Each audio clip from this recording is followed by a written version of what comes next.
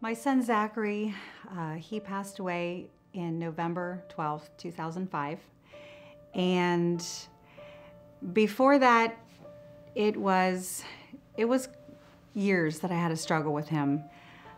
He started out smoking pot, progressed to other things.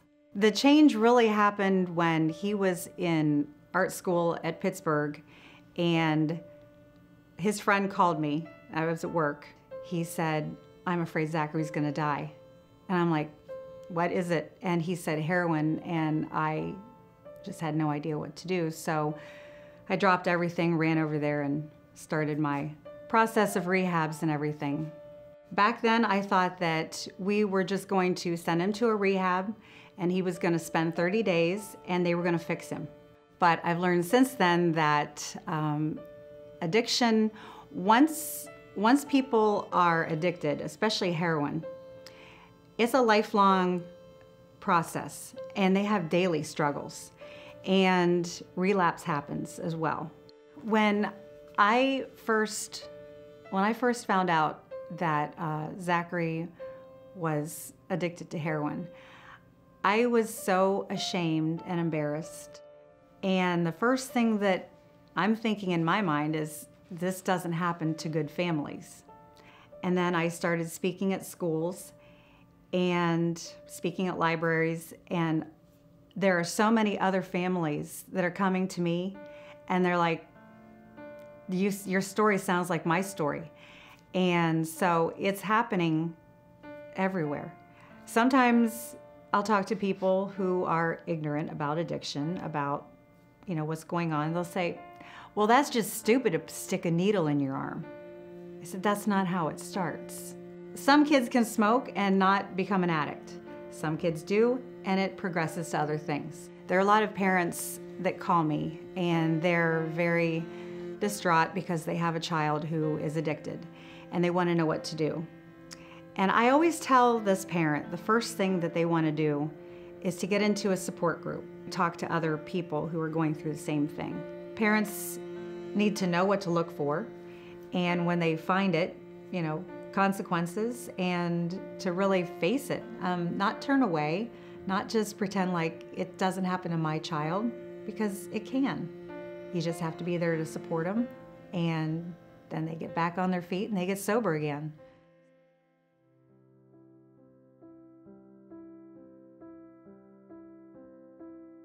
Joey was a wonderful kid.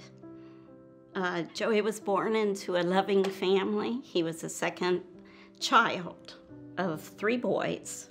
He was a pleasure to be around. He brought humor to our family. He was just like everyone's child. He just loved life. I wish he was here to tell you how he struggled and how he didn't want to be who he had become. He didn't wake up one day and say, "I want to be the next addict." It just happened. I felt like he was the only one.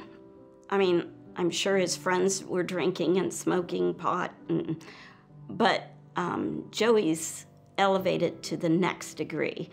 When it became life-threatening, I knew that I had to let go of the stigma. I had to come out. I had to let others know, first of all, for myself, that I had someone I could talk with. And secondly, to help Joe. I knew this wasn't a battle that we could face, just the 2 of us. He broke into the home. I think he was looking for money. I called law enforcement in on it. No one wants their child involved with the law. And I know a lot of parents would refuse to ever do that, but I needed help. And I thought, if he's in the court system, he's still alive. Another time, the last time, I was trying to convince him that he needed to go into treatment. He was out of money. He'd lost his job. Things weren't good. I had him convinced the next day to go to a 1-year treatment facility. It was that night that I got that call that I wish no one ever has to go through. But I got it. It was horrendous. I didn't really think that it could possibly be true when he said he's gone, and I said, "Gone? Where'd he go?" And he was gone. That's what he meant. He was gone. He was dead. So I just pray that that's never something anyone has to experience. There is hope. Even in my situation, there's hope. There's hope that those out there struggling find the help that they so need and desire. My hope now has changed as far as trying to help others. There's hope for them. How could I not possibly try and help and prevent others from following that same path? At some point, these people may hear just what they need to hear to stay clean and sober. It's not for any human to decide whether or not someone's life needs to end. So every life is worth saving.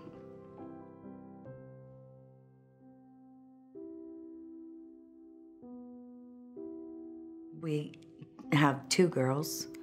Our oldest Miranda, the youngest Holly, and they both were very active in school, especially high school, had great high school careers. Holly, her senior year, she was part of the homecoming court, prom court. She was so hopeful, always, so bubbly, and there was nothing that couldn't be done. She had met a boy, normal girl story, and he introduced her to marijuana. It wasn't a huge issue. I know it was something that she had messed with occasionally. It wasn't until she met her fiance and he introduced her to prescription pills. Both of them went to treatment together and stayed apart for about 6 months. Afterwards, she had gotten pregnant and had a baby. And after having the baby for her 20th birthday, her and her fiance decided to try heroin to see what the big deal was about it. It was just over 3 months she came to us and said, I did this and I can't put it down. Holly only actually used for about 4 months time before it took her life. I was the parent that thought, not my kid, never my kid. My child came to me and told me about drugs a friend was going to use when she was young. We had open dialogues about everything, and I was strict. I thought I had this, and it still got my child. Recovery is real. It is real. There are so many people, although we tend to think so much about the lives we're losing, that hope is because there are lots out there who are in long-term recovery and have amazing lives.